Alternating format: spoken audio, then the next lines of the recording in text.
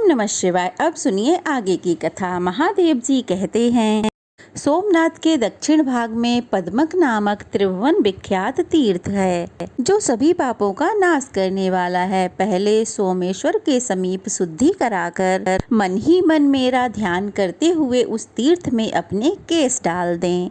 उसके बाद स्नान करें। मनुष्य जो कुछ भी पाप करता है वह सब उसके केशों में अर्थात उसके बालों में स्थित होता है। इसलिए केशों को अवश्य ही तीर्थ में फेंक देना चाहिए। सौभाग्यवती स्त्रियों को चाहिए कि वे अपने सब केशों को हाथ में पकड़कर अग्रभाग की ओर से 2 अंगुल कटवा दें। स्त्रियों के लिए मुंडन की विधि नहीं है। मुंडन और स्नान के बाद पितरों का तर्पण करें। सभी तीर्थों में मुंडन और उपवास की विधि है। जो पर्व का दिन छोड़कर अन्य किसी भी दिन प्रभास क्षेत्र में बिना मंत्र के स्नान करता है वह उसका पुण्य फल प्राप्त नहीं कर पाता। बिना मंत्र के, बिना पर्व के और बिना क्षौर कर्म किए समुद्र जल का स्पर्श नहीं करना चाहिए। मंत्रों का उच्चारण करके सागर के जल को स्पर्श करना उचित बताया गया है। मंत्र है ओम नमो विष्णु गुप्ताय विष्णु रूपाय ते नमः। सानिध्ये भवदेवेश सागरे लवणाम्भसी।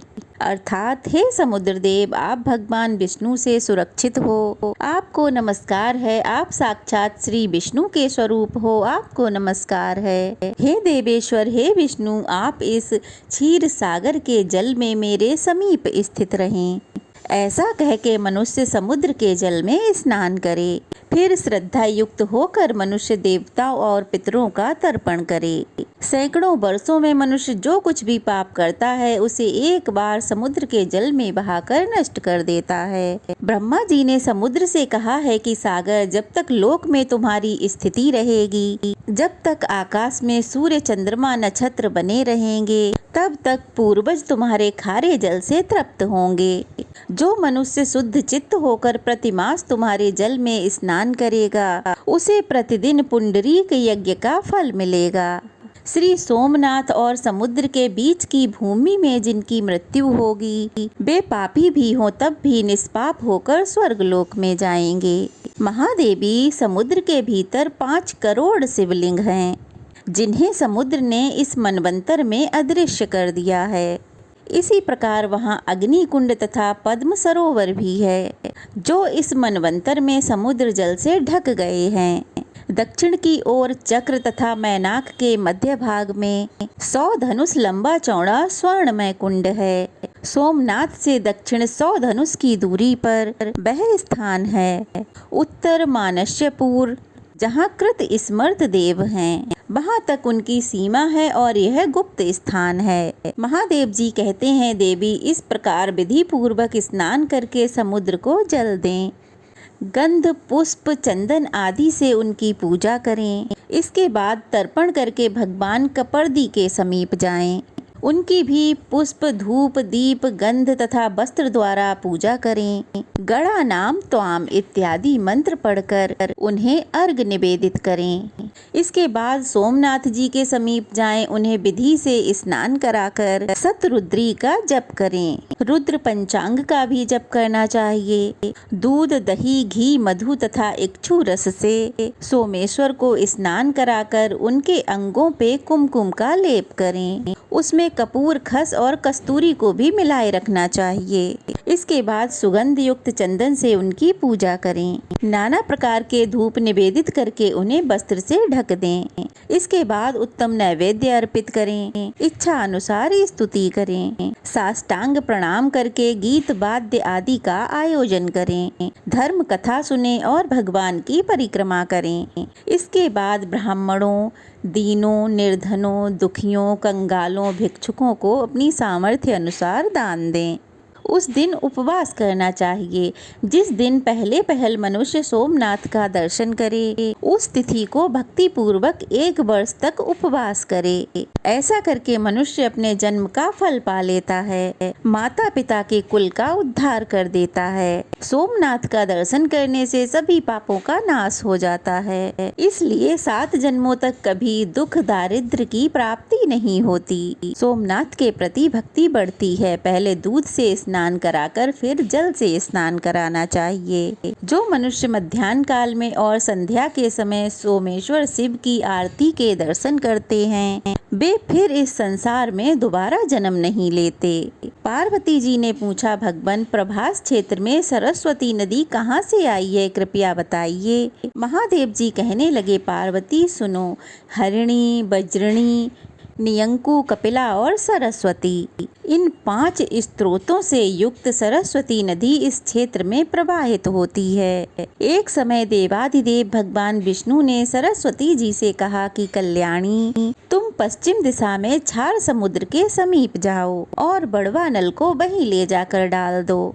इससे सब देवता निर्भय हो जाएंगे। तब सरस्वती जी बोली, प्रभु, मैं स्वतंत्र नहीं हूँ, मेरे पिता विद्यमान हैं, मैं उनकी आज्ञाकारिणी पुत्री हूँ, ब्रह्मचर्य व्रत का पालन करने वाली कुमारी हूँ और पिता की आज्ञा के बिना मैं एक कदम भी कहीं नहीं जाऊंगी। तब भगवान विष्णु ने ब्रह्मा जी के समीप जाकर कहा, हे देवेश्वर, आप देवताओं का यह कार्य सिद्ध कर दीजिए। उनके ऐसा कहने पर ब्रह्मा जी अपनी कुंवारी कन्या से बोले, देवी, तुम भय से व्याकुल हुए उन देवताओं की रक्षा अवश्य ही करो। सरस्वती जी बोली, पिताजी, मैं आपकी आज्ञा से निश्चय ही वहां जाने के लिए उद्यत हूँ, परंतु यह भयंकर बड़वा नल मेरे शरीर को जला देगा। इसके सिवा इस समय भूतल पर कलयुग भी आया हुआ है, इसलिए कलयुग के पापाचारी मनुष्य तो मेरा स्पर्श करेंगे। ब्रह्मा जी ने कहा, बेटी, यदि तुम पापी जनों से भरी इस पृथ्वी का स्पर्श नहीं करना चाहती तो पाताल में स्थित होकर इस बड़वा नल को समुद्र में ले जाओ। जब बड़वा नल का ताप अधिक हो जाए तो पृथ्वी फोड़कर प्रत्यक्ष हो जाना और पूर्व वाहिनी होकर प्राची सरस्वती के नाम से विख्यात होना। महादेव जी कहते हैं, ब्रह्मा जी की आज्ञा पाकर सरस्वती जी अपने तेज से संपूर्ण जगत को प्रकाशित करती हुई चल दी। उस समय अपने पीछे पीछे आती हुई गंगा जी से सरस्वती जी ने कहा, सखी, अब मैं पुनः कहाँ तुम्हारा दर्शन करूंगी। गंगा जी ने स्नेह भरी वाणी में दर्शन दिया, सुब्रते, पश्चिम जाते हुए जब जब तुम पूर्व दिशा की ओर मुंह करके देखोगी, तब तब मुझे अपने समीप खड़ी हुई पाओगी। वहाँ मैं तुम्हें सब देवताओं के साथ दर्शन दूंगी। तब उन्होंने गंगा जी से विदा लेते हुए कहा, भद्रे, अब तुम अपने स्थान को जाओ, मुझे पुनः तुम्हारा दर्शन प्राप्त हो। इसी तरह सरस्वती ने यमुना, सावित्री, गायत्री आदि सखियों को भी विदा कर दिया।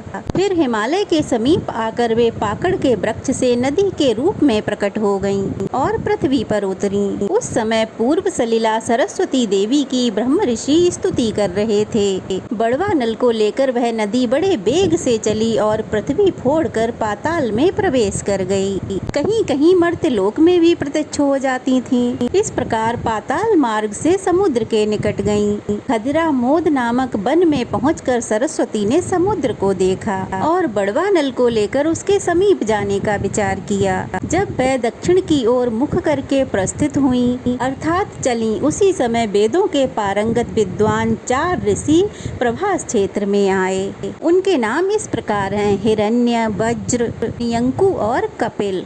वे चारों तपस्वी थे। उन्होंने अलग अलग स्नान करने के लिए सरस्वती जी का आवाहन किया। इतने में समुद्र ही सहसा सरस्वती के सम्मुख ही उपस्थित हो गया। तब सरस्वती ने 5 धाराओं में बंटकर उन सब को संतुष्ट किया। इससे उस पृथ्वी पर उनके 5 नाम विख्यात हो गए, भरणी, वज्रणी, नियंकु, कपिला और सरस्वती। ये 5 स्त्रोता सरस्वती अपने भीतर जलपात और स्नान करने से मनुष्यों के 5 पातकों का नाश करती हैं। एक सप्ताह तक वहाँ स्नान, दान, जप, होम और जलपान करने से सब पापों का नाश कर देती हैं। सरस्वती अपने भीतर स्नान करने पर मनुष्यों की घोर ब्रह्म हत्या तक का और मदिरापान रूपी महापाप का नाश करती हैं। नियंकु नदी में स्नान करके मनुष्य चोरी के महापाप से मुक्त हो जाता है। वज्रणी नदी का जल पीने से गुरु पत्नी गमन पाप का नाश होता है। हरिणी नदी 7 दिनों तक स्नान करने से महापाप का हरण करने वाली है। इस तरह 5 धाराओं में विभक्त सरस्वती नदी निश्चय ही महापाप का नाश कर देती हैं। इसके बाद पुनः बड़वा नल को लेकर सरस्वती नदी पुनः समुद्र के पास आई। फिर बड़वा नल ने समुद्र में उठती हुई तरंगों को देखकर सरस्वती जी से पूछा, भद्रे यह क्या है? 4 समुद्र मुझसे डरता क्यों है? सरस्वती ने हंसते हुए कहा, तुमसे भला कौन भयभीत नहीं होगा? बड़वा नल ने कहा, भद्रे मैं तुम्हें वर दूंगा, इच्छा अनुसार वर मांगो। तब सरस्वती जी ने भगवान विष्णु का स्मरण किया। भगवान ने हृदय में प्रकट होकर उन्हें दर्शन दिया। सरस्वती ने पूछा, भगवान बड़वा नल मुझे वरदान दे रहा है, बताइए मैं क्या मांगूं? हृदय स्थित भगवान ने कहा, कल्याणी तुम उससे कहो कि वह अपना मुख सुई के समान बना ले। तब सरस्वती ने कहा, बड़वा नल तुम सुई के समान मुंह बनाकर समुद्र के जल को पीते रहो। उनके ऐसा कहने पर बड़वा नल ने सुई के समान अपना मुंह कर लिया। अब वह धीरे धीरे जल पीने लगा। महादेव जी कहते हैं, इसके बाद सरस्वती ने समुद्र को बुलाकर कहा, हे समुद्र तुम सभी प्राणियों के आराध्य भगवान विष्णु की आज्ञा से यहाँ आकर इस बड़वा नल को ग्रहण करो। समुद्र ने कहा, देवी लाओ बड़वा नल को मुझे दे दो। तब सरस्वती ने बड़वा नल से कहा, जैसे अग्निदेव घी की आहुति ग्रहण करते हैं, ठीक उसी प्रकार तुम जल का भक्षण करो। ऐसा कहकर उसने वह बड़वा नल समुद्र को समर्पित कर दिया। इसके बाद सरस्वती पुनः नदी होकर नारदेश्वर के मार्ग से समुद्र में मिल गईं। वह स्वरूप से ही परम पवित्र थीं। फिर प्रभास क्षेत्र और समुद्र के जल से अत्यंत पुण्यमय हो गईं। महाबली बड़वा नल समुद्र में रहकर उसका जल पीने लगा। उसके उच्छवाह की वायु से उठा हुआ जल ज्वार के रूप में समुद्र से बाहर तक दौड़ आता है। इसी प्रकार सभी पापों का नाश करने वाली सरस्वती नदी ब्रह्मलोक से उत्तर प्रभास क्षेत्र में आई। समुद्र के समीप सोमनाथ के दक्षिण और आग्नेय दिशा में सरस्वती जी की स्थिति है। पहले अग्नि तीर्थ में स्नान करके मनुष्य विधि पूर्वक सरस्वती जी का पूजन करे। वहाँ ब्राह्मण दंपत्ति से पूजन कराकर उन्हें पहनने के लिए वस्त्र दे। इसके बाद कपर्दीश्वर की पूजा करे। हे पार्वती, इस तरह सरस्वती नदी के प्रकट होने का वृतांत मैंने तुम्हें सुनाया है। महादेव जी कहते हैं, प्रभास क्षेत्र में सरस्वती नदी स्वर्गलोक की सीढ़ी के समान है। प्राची सरस्वती सर्वत्र दुर्लभ हैं, किंतु प्रभास, कुरुक्षेत्र और पुष्कर में उनका दर्शन दुर्लभ है। अग्नि तीर्थ के समीप सरस्वती बहती हैं। जो पहले उनका पूजन करता है वह तीर्थ के फल का भागी होता है। सागर तीर्थ भी पापों का नाश और पुण्य की वृद्धि करने वाला है। उसके दर्शन से ही महायज्ञ का फल मिलता है। अग्नि तीर्थ में स्नान करके क्रमशः सरस्वती, कपिदीश्वर, केदारेश्वर, भीमेश्वर, सोमेश्वर देव का विधि पूर्वक पूजन करके बाल रूपधारी ब्रह्मा जी की पूजा करें। इसी प्रकार शैवी यात्रा बताई गई है। जो मनुष्य भोजन करके या बिना भोजन किए दिन में या रात में चंद्रभागा, सरस्वती और गंगा इन 3 नदियों का जल पीते हैं, वे देवता के समान हैं। जहाँ प्राची सरस्वती बहती हैं, वहाँ काल और यमराज का भय भी नहीं होता।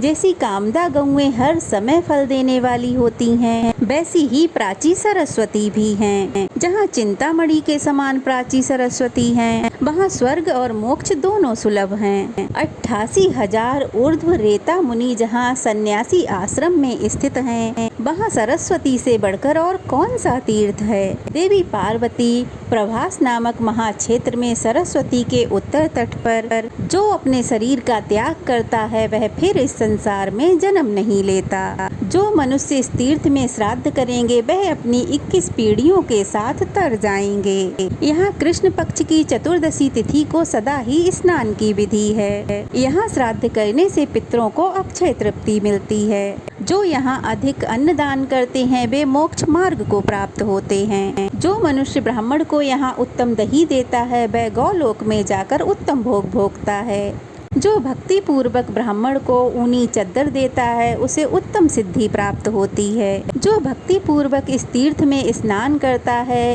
वह सब पापों से मुक्त होकर ब्रह्मलोक में पूजित होता है। जय भोलेनाथ। आज का महात्म्य समाप्त हुआ। इससे आगे की कथा आप अगले अध्याय में जरूर सुनिएगा। आज की कथा कैसी लगी कमेंट बॉक्स में बताइएगा। अच्छी लगी हो तो वीडियो को लाइक करके शेयर करें। नए हैं तो प्लीज चैनल को सब्सक्राइब करें। ओम नमः शिवाय।